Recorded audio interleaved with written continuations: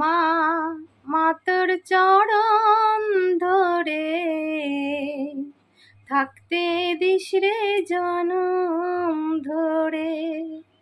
জয় কৃষ্ণ কালী মায়ের জয়, জয় সোনা মায়ের জয়, জয় মঙ্গলা মায়ের জয়। তো সবাইকে জানাই শুভ সকাল। আর এই শুভ সকাল জানিয়ে আমি নতুন একটা ভ্লগ তোমাদের সামনে নিয়ে চলে এসেছি। সকালবেলায় তো সব কাজকর্ম যেরকম রেগুলার করি সেরকমভাবেই করে তোমাদের দাদা ভাইয়ের ভাত রান্না করে রেখে এখন আমি চললাম আমার ডিউটিতে, ওই কারণে রেডি হয়ে গেছে। তো মাকে তো দিনরাত মন প্রাণ দিয়ে ডাকছি, কৃষ্ণ কালী মাকে, মঙ্গলা মাকে। তো আজকে আমি একটু খুশিতে আছি আর কি, তো সেই কারণেই মায়ের কথা খুব মনে পড়ছে, ওই কারণে গানটা একটু গাইলাম আর কি। গান তো গাইতে পারি না, তবুও মায়ের কথা খুব মনে পড়ছে বলেই গানটা গাইছি। তো আমি এখন ডিউটিতে বেরিয়ে যাচ্ছি, ডিউটি থেকে এসে তারপর তোমাদের সঙ্গে আবার আমি কথা বলবো। এই ডিউটি থেকে বাড়িতে সবে আসলাম, এসে তোমাদের সামনে আবারও চলে আসলাম। তো বাড়িতে এসে দেখি তোমাদের দাদা ভাই খাওয়া দাওয়া করে একটু শুয়ে আছে, আর আমি এখনও খাইনি। এখন শাড়িটা সবে সেরে তারপর তোমাদের সামনে আসলাম, এখন কটা ভাত খাবো। তা ভাত খেতে যাওয়ার আগে দেখছি আজকে মা খুব সুন্দর করে পুজো দিচ্ছে, তো তোমাদের সেটা না দেখালে তো একদমই হবে না। তো চলো তোমাদের একটু দেখাই যে মা আজকে কি সুন্দর করে পুজো দিচ্ছে।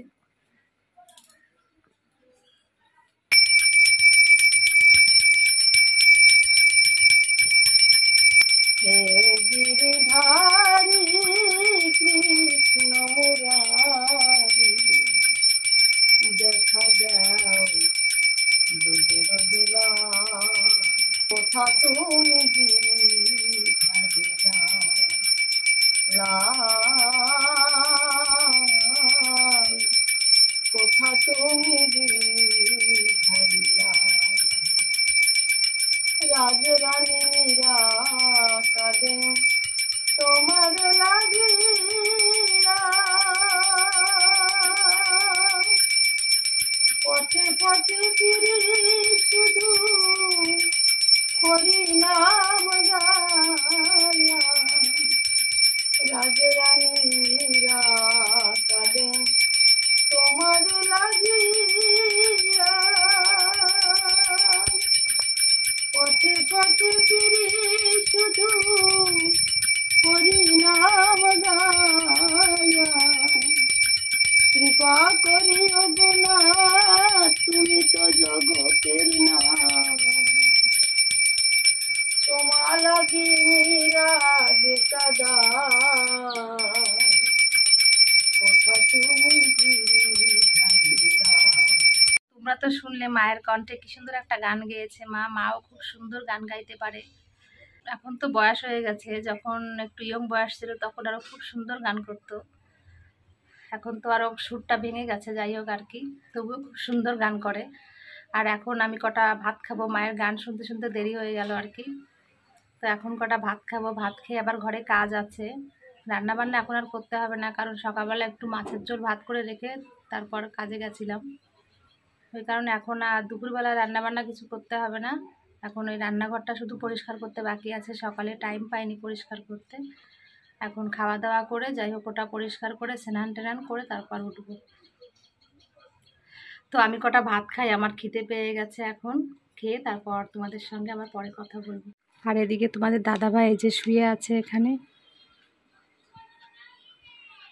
আমার সব কাজকর্ম সেরে স্নান সেরে একদম আর্নিক করতে যাব, কিন্তু তোমাদের দাদাভাই এখনো ঘুমিয়ে আছে ওইভাবে, কখন উঠবে জানি না, কি করবে তা কি জানি। মনে হয় শরীরটা আজকে ঠিক লাগছে না, ওই কারণে ওখানে শুয়ে আছে। বেশি কথাও বলতে পারছি না, কথা বললে হয়তো জেগে যাবে, সেটা আমি পরে বলবো। আমি একটু আর্নিকটা সেরে আসি, তারপর দেখি ডাকবো। মনে হয় শরীরটা আজকে ঠিক নেই, সকালবেলা তো বেশ একটু ভালোই ছিল, এখন মনে হয় কী হয়েছে তা কি জানি, জিজ্ঞাসা করতে পারছি না, ঘুমিয়ে আছে বলে আর ডিস্টার্ব করছি না। তো আমি এখন একটু আর্নিকটা সেরে আসি, তারপর দেখি যাবো ওর কাছে। তবে আর্নিকটা সেরে আসলাম ঘরে, ঘরে এসে দেখি তোমাদের দাদাভাই ঘুম থেকে উঠে গেছে। তোমাদের দাদাভাইয়ের শরীরটা মনে হয় আজকে ঠিক নেই, তোমাদের একটু দেখাই। কি অবস্থা তোমার? পুরো গাটা ঘেমে এরকম হচ্ছে কেন? হ্যাঁ, পেটে ব্যথা করছে? ও ঠাকুর, উঠে স্নানটা করে আসো, যাও না, এরকম করে ঘামছো কিভাবে? ওঠো না গো, ওঠো, বসে থেকো আরাম করে, যাও পেটে ব্যথা করছে প্রচণ্ড আজকে, না? কমে যাবে। কৃষ্ণকালী মার নাম জপ করো, মা ঠিক রক্ষা করে দেবে। যাও একটু স্নানটা করে একটু মার কাছে যাও, মার কাছে আহ্নিক করো, মা ঠিক রক্ষা করবে।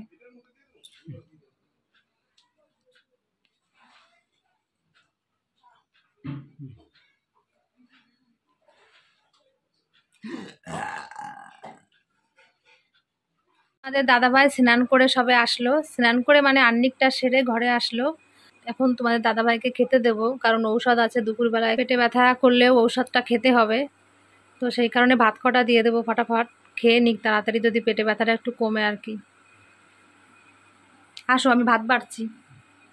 এই খাওয়া দাওয়া সেরে তারপর তোমাদের সামনে আবারও চলে এসেছি। কিন্তু আজকে একটু সমস্যা হয়েছে। তোমার দাদাভাইয়ের আমি যখন খেতে বসেছিলাম, দাদাভাইয়ের সঙ্গে একটু ঝামেলা হয়েছে আজকে আমার। তো ঝামেলা বলতে হলো তেমন কিছুই না, মানে ডাক্তারে তো বারণ করেছিল তোমার দাদাভাইকে কাঁচা নুন খেতে।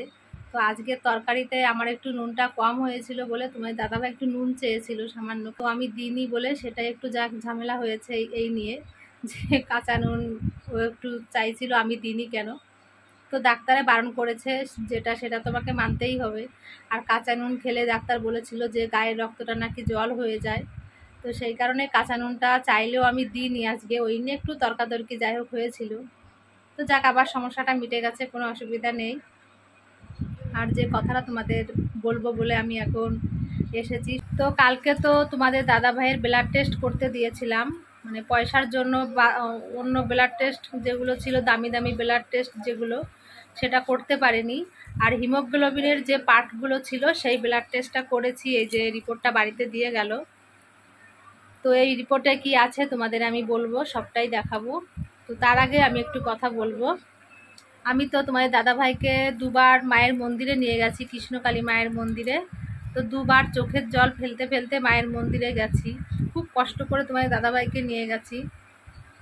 প্রচণ্ড পরিমাণে পেটে ব্যথা করছিল।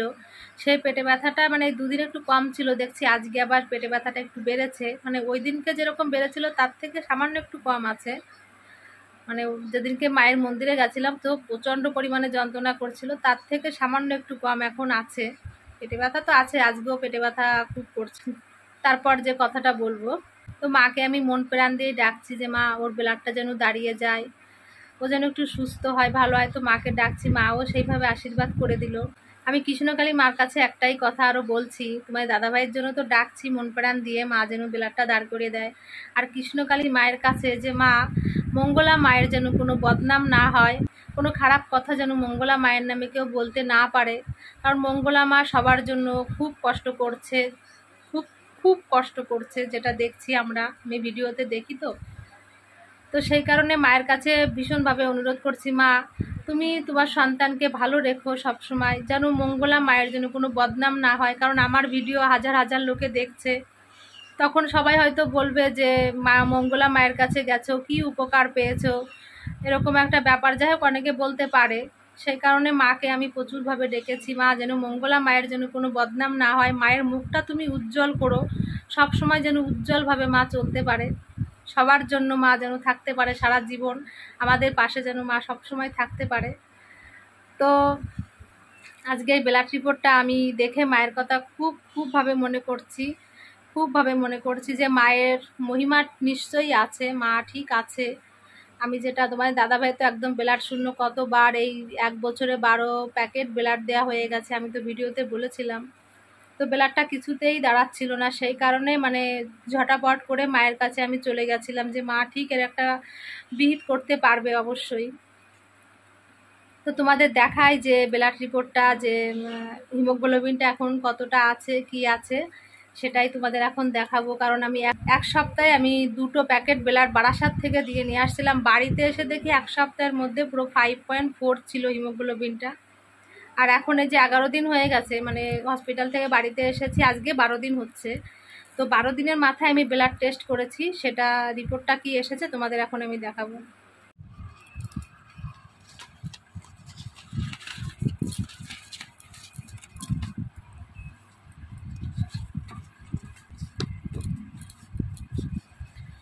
এই যে হিমোগ্লোবিন আমি টেস্ট করেছিলাম আজকে সকালে, তো রিপোর্টটা দিয়ে গেল। এই দেখো হিমোগ্লোবিনটা আছে 7.9, এই যে 7.9 এসেছে। তো এই রিপোর্টটা দেখে একটু মনটা শান্তি পেলাম যে মা ঠিক আমাদের সঙ্গে আছে, মা অবশ্যই আছে। মঙ্গলা মায়ের আশীর্বাদ, কৃষ্ণকালী মায়ের আশীর্বাদ, রাধা গোবিন্দের আশীর্বাদ ঠিক অবশ্যই আছে। সেই কারণে আমরা খুব টেনশনে ছিলাম, আমরা বাড়ির প্রত্যেকটা মানুষ, যে রিপোর্টে কি আসবে জানি না। অন্য রিপোর্টগুলো তো করতে পারিনি পয়সার জন্য, কিন্তু এটা একটু কম দাম নিয়েছে বলে আমি এটাই করে নিয়েছি। তো এটা নিয়েই কালকে ডাক্তারের কাছে যাব। রিপোর্টটা একটু মোটামুটি ঠিক আছে, পুরোপুরি তো ঠিক নেই, সবে মানে একটু ঠিক আছে আর কি। তো ভেবেছিলাম যে আবার হসপিটালে ভর্তি হতে হয় নাকি হিমোগ্লোবিন টেস্টটা দেখে। তো যাক, মা কৃপা করেছে আমাদের, কৃষ্ণকালী মা, মঙ্গলা মা, রাধা গোবিন্দ কৃপা করেছে যে 7.9 যেহেতু আছে, মনে হয় ব্লাডটা দাঁড়িয়ে যাবে আস্তে আস্তে হয়তো। মা তো আছেই, মাকে তো মন প্রাণ দিয়ে ডাকছি, মা ঠিক রক্ষা করবে, মা সব সময় রক্ষা করবে আমি জানি। ওই কারণে আজকে সকালবেলা একটু গান গাইতে ইচ্ছা করলো, মায়ের গান। তাই আমি তো গান গাইতে পারি না, তাই একটু গাইলাম আর কি, ইচ্ছা করছিল খুব। তো তোমাদের সঙ্গে এখন তো অনেক কথা বললাম, এখন একটু ঘুমোবো। আর আমার ভিডিওটি আমি এখানেই শেষ করছি। তোমরা সবাই খুব ভালো থেকো।